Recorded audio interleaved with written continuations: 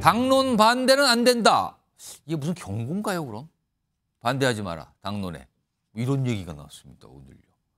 이재명 대표가 오늘 당선인들을 만나는 자리에서 한 얘기인데요. 일단 두 가지 얘기가 있는데 두 가지 얘기가 듣기에 따라서 약간 충돌하는 것 같은데 오늘 같이 얘기를 합니다. 들어보시죠. 당론으로 어렵게 정한 어떤 법안들도 개인적인 이유로 반대해서 추진이 멈춰버리는 이런 사례를 제가 몇 차례 봤기 때문에 그건 정말로 옳지 않다. 모두가 합의한, 동의한 그 목표에 대해서는 따라주는 것이 바람직하다. 각각의 정치적 신념이나 가치에 따른 주장이나 이런 것들 절대로 포기하지 마시기 바랍니다. 또 당의 발전을 위한 개혁적인 발언 세게 해줘야 된다. 그런 소리는 클수록 좋다.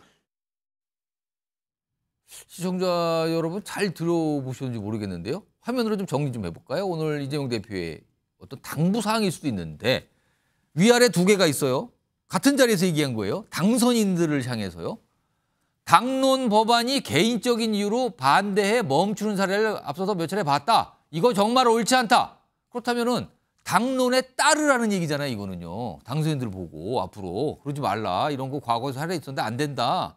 그런데 동시에 당 발전을 위한 개혁적인 발언을 좀 세게 해주세요. 그런 소리는 세게 크게 나올수록 좋다고 또 얘기합니다. 서영주 소장님? 네. 이 두 가지 얘기가 같이 나온 거 자연스럽게 들리세요? 조금 뭐가 상충된다고 보세요? 이게 이제 뭐 듣는 입장에 따라서는 상충된다고 볼 수 있을 것 같고요. 예. 또 이게 잘 해석을 하면은 또 각각 뭐 어떤 얘기를 해주는 것 같아요. 하나는 개인적인 소회, 하나는 그냥 일반론적인 얘기. 그러니까 개혁적인 발언을 당내에서 가감없이 해달라라는 것은 당연한 소리 아니겠습니까? 그렇죠. 그러니까 각 구성원들이 주저하지 말고 당이 잘 되게 하기 위한 개혁적 소리를 그 누가 뭐 말린다 하더라도 해라. 그런 걸 바란다는 것이고, 두 번째 이제 처음에 얘기했던 건 뭐냐면 당론에 대해서는 조금 당의 입장을 좀 따라주라라는 것인데, 이게 아마 21대 국회에서 여러 가지 법안 중에 뭐 좀 처리해야 될 혹시 부분에서 체포동의안 이런 거 생각하신 뭐 그런 겁니까? 부분도 포함될 거라고 봅니다. 그래서 이제 당론으로서 어떤 전략을 가지고 가는 데 있어서의 다른 소리를 내다보면 당의 갈등을 초래할 수 있으니, 지난 어떤 21대 경험을 타산지석 삼아서 22대 때는 좀 당이 좀 일사불란하게 갈 수 있도록 해달라. 이건 이제 개인적인 어떤 바람을 얘기하는 예를 들어서 민주당에서 어떤 당론을 정했어요. 뭐 법안과 당론이었는데 어떤 몇몇 의원분들은 아니 이거는 당론을 정할 게 아니다. 그리고 나는 그 법안에 대해서 문제가 많다고 생각한다. 나는 개혁적인 인사니까 내 몫을 내겠다고 하면 어떻게 되는 겁니까?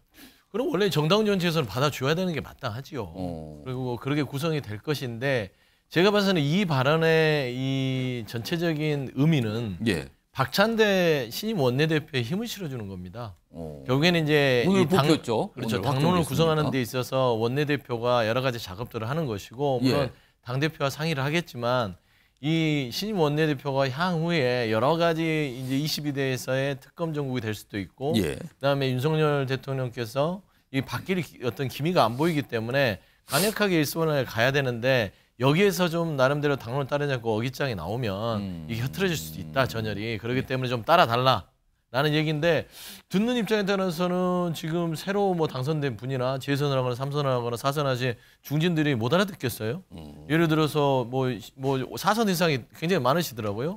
다 아는데 굳이 이런 소리를 했다는 것은 조금은 듣기에 따라서는 조금 불편할 수도 있겠다라는 좀 생각은 들어요. 12분을 얘기했대요. 이런 내용으로. 근데요, 많은 분들이 이제 저 얘기가 알려진자 정치권에 좀 많이 지켜보시는 분들이 떠올린 인물들이 있어요. 화면 좀 보겠습니다.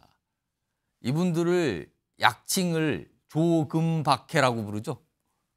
지금 보시면 조응천, 금태섭, 박용진, 김혜영. 지금 어떻게 되냐면요, 조응천 의원은 민주당 탈당했는데 이번에 패배했죠. 그리고 금태섭 전 의원은 20대 총선에서 경선 탈락. 박용진 의원 뭐 엄청 뭐 여러 가지 잡음들이 있는 상태에서 경선 탈락이었죠. 그리고 김혜영 전 의원은 20대 총선에서 패배. 지금은 현역 의원들이 아무도 아니에요. 지금 아무도 아닙니다. 근데 이분들이 엄청난 쓴소리. 그러니까 다음 지금 현재지만 좀 시간이 지나게 되면 좀 뭐 이게 어려워지는 건데, 이게 당시에 민주당뿐만 아니라 이재명 대표를 향한 쓴소리를 많이 하신 대표적인 인사분들이거든요. 자, 그럼요. 이분들의 목소리 좀 오랜만에 좀 들어볼까요? 불참이 아니고 기권한 거지. 그러니까 사실상의 찬성. 아니 뭐 그동안의 입장에 부합되는 거죠 그게. 그러니까 뭐 제가 다 감당을 해야 되는 거죠 뭐. 만약 후보자가 법무부 장관에 임명된다면 또 우리 사회의 공정성에 대한 기대나 가치관에 얼마나 큰 혼란을 느낄지 우리 조국 후보자가 해명을 충분히 할 것으로 믿고 있지만 국민들이 납득하지 못하는 해명을 내놓는다 이렇게 되면 이건 최악의 상황으로 갈 수밖에 없다. 더불어민주당의 선거연합 정당회로의 참여는 명분은 없고 실익은 의심스러운 경우에 해당한다고 생각됩니다. 송영훈 전 대표님.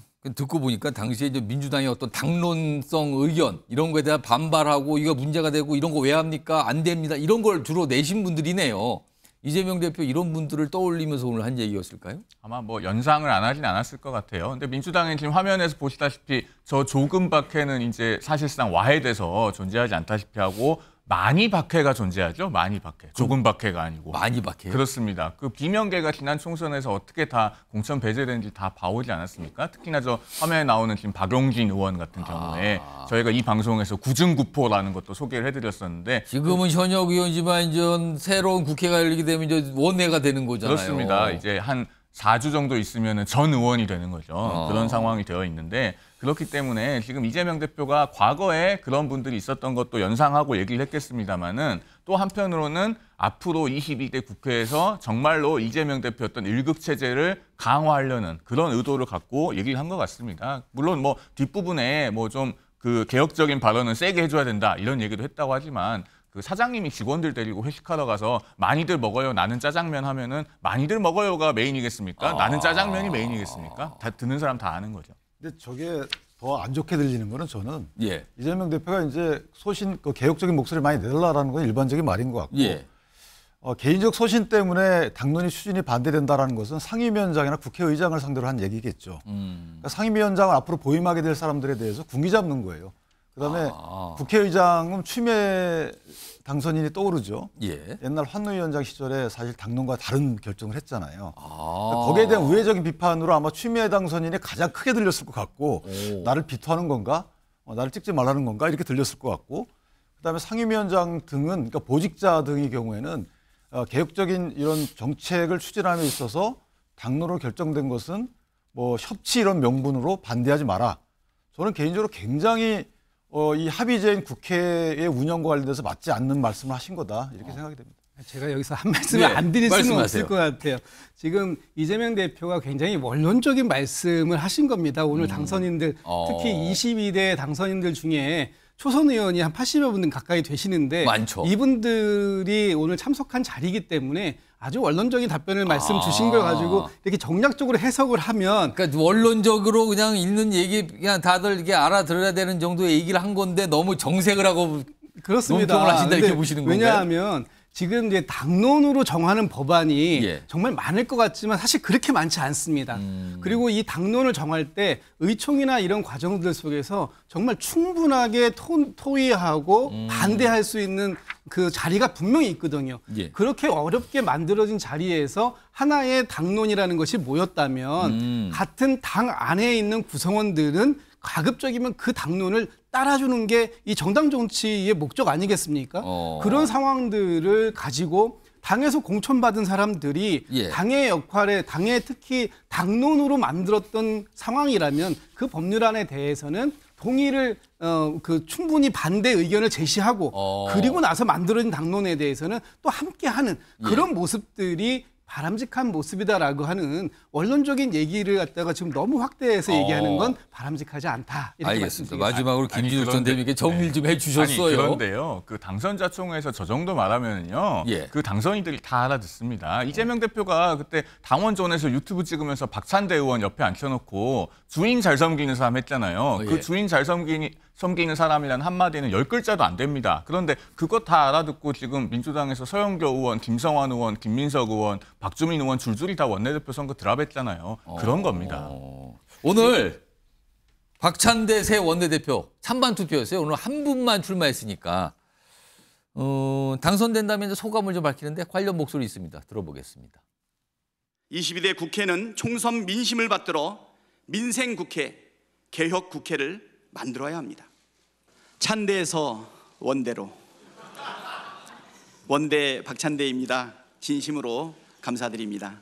신발끈 꽉 매고 있는 힘껏 뛰겠습니다.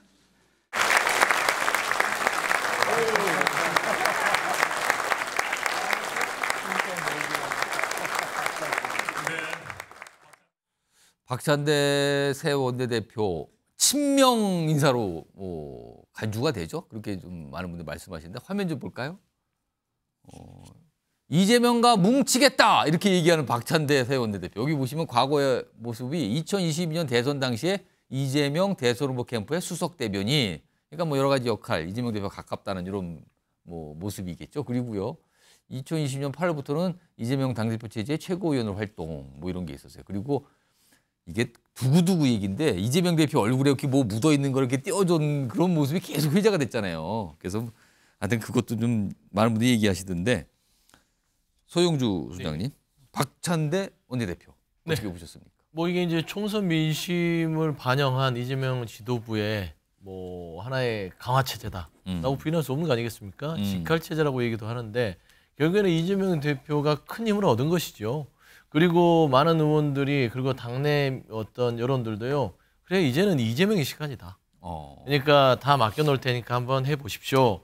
라는 것들은 분명히 존재합니다. 그렇기 때문에 박찬대 신임 원내대표가 뭐 거의 추대 형식으로 지금 된 부분에 있어서 그렇습니다. 큰 이견이 없잖아요. 이제 저는 이거는 하나 알아야 될 거는 같아요. 이재명 대표가 오늘 뭐 당선자들 두고 나서 지금 조금 무거운 얘기를 그리고 좀 오해할 수 있는 얘기를 했고요. 그 박찬대 원내대표도 지금 신임 원내대표로서 이재명 대표와 어떤 합을 이뤄서 뭔가 좀 강력하게 싸우겠다 얘기를 해서 지금은 박수를 받고 있지만 그거는 조금 아셔야 될 부분들은 이 공천의 시간까지는 이재명 대표의 편들이었고요. 그 이후에 승리의 시간도 이재명 대표의 시간입니다. 예. 하지만 그 이후는 이제 대선을 가는 길은 길죠. 그러면은 이제 각 지금 175명의 의원들이 이재명 대표에게 선택을 하는 시간이 되는 것입니다. 그러면 이제 평가를 이제 받아야 될 부분들은 이재명 대표예요. 예. 그러니까 지금의 어떤 시간들 속에서 그 구분을 해야 되는 것이고 박찬대 신임 원내대표 역할이 매우 중요한 게요. 1년짜리 이제 임기를 갖고 있잖아요. 그런데 이거 한 5개월 안에 평가 다 받습니다. 그래서 한 3, 4개월, 5개월 안에 정말로 이 원내를 구성하는 데 있어서 성과라든지 또 그리고 이재명 대표 축으로만 해서 계속 당이 운영이 된다면 틀림없이 누수가 나올 수 있다. 그게 저는 좋은 약이 될 수도 있지만 독이 될 수도 있기 때문에 이 지금 오늘의 어떤 신임 원내대표 자리 그리고 이재명 대표의 무거운 일성 자체가 나중에 부메랑이 될 수 있기 때문에 다시 한번 곰곰이 생각할 부분도 있다. 저는 좀 그런 조언을 드립니다. 다음 화면에는요. 지금 원내대표가 뽑혔잖아요. 근데 지금 그것만으로 그냥 끝나지 않을 것 같다는 얘기가 나오는데 화면 좀 보시죠. 여기 보면 박찬대 원내대표 그리고 이재명 대표 체제잖아요 지금. 근데 이재명 대표 지금 당대표 한 번 더 할 수 있다는 얘기 지금 계속 나오죠 지금요. 여전히 그게 유효한 상태로 가 있어요. 그렇다면 연임이 되는 거잖아요. 그러면 이재명 대표는 대표 또 연임을 하고 박찬대 원내대표는 찐명이라고 불리는 인사. 그리고 지금 국회의장 후보로 손을 드신 분들이 나는 이재명 대표와 가깝고 이재명 대표의 뜻을 뭐 맞추고 나는 그쪽을 위해서 일하겠다. 이런 얘기, 이런 취지 계속 하잖아요. 지금 네 분 나오는데 네 분 다 공통점이에요. 그러면 당대표, 원내대표, 국회의장까지 이른바 친명 삼축 체제로 가는 거냐. 이런 얘기 나오거든요. 요거에 대해서 윤기찬 부위원장과 제가 김진욱 전 부대변인께 똑같이 질문 한 1분씩만 드릴게요. 제가. 윤기찬 부위원장. 이렇게 되면은 이른바 이제 비명이라든가 아니면 친명색깔 옅으신 분이 자리 잡을 곳이 없는 거 아니냐 이렇게 되면 너무나 당이 민주당이 이런 얘기도 나옵니다. 그렇죠. 아까 당론 말씀하셨는데 그 당론이 그러면 수기 과정을 통해서 결정되느냐. 지금 저런 그 보직 예정된 보직을 보면 그렇게 될 가능성이 없잖아요. 이제 저렇게 만약에 아직은 미정입니다만 만약에 저렇게 삼축 체제가 된다면 그렇죠. 그러니까 저기서 당 대표가 만약 이재명 현 대표가 다음에 연임을 하지 않는다 하더라도 막후에서 당론을 결정할 수 있는 뭔가 시스템을 만들어 놨겠죠. 뭐 그 본인 측근을 대표를 세우든지 그렇다면 다 좋은데 만약에 결정된 당론이 합리적이고 국민의 이익에 부합한다 그럼 저런 것도 괜찮아요. 근데 항상 그런 건 아니죠. 그렇기 때문에 저희가 수기 과정을 통해서 회의체를 통해서 뭔가 결론을 내는 거 아니겠습니까? 근데 당내에서도 당론 결정 과정이 비민주적이라 그러면 그 문제가 있는 것이죠. 근데 원내에서 논의되는 부분도 만약에 비민주적이라면 문제가 있는 거예요. 나오는 결론이. 거기다 상대당과의 또 협치도 안 해요. 그럼 그것이 보정될 수 있는 기회도 잃는 겁니다. 근데 국회의장이 또 상정 이런 것들을 통해서 뭔가 더 수기해라 이런 과정도 건너뛰게 되면 과연 국회를 왜 만드는지 모르겠습니다. 한 10명 갖고 국회를 구성하면 되는 것이지 300명의 국회를 다 당이 다른 사람들로 구성을 하는 이유는 뭔가 수기 과정을 통해서 올바른 결론을 이끌어내라는 것인데 저런 것은 수기 과정을 다 제대로 작동하지 않게 하는 게 아닌가라는 걱정했습니다.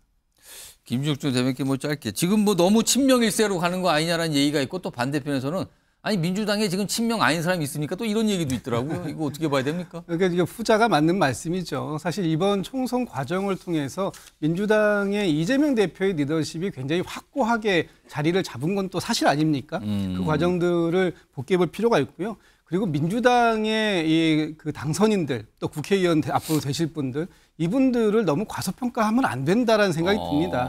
이분들 한 분 한 분이 국민들에게 대표성을 위임받아서 들어오신 분들이기 때문에 이분들이 본인들의 입법 기관으로서의 역할 충실히 할 거다 이렇게 저는 기대하고 있습니다.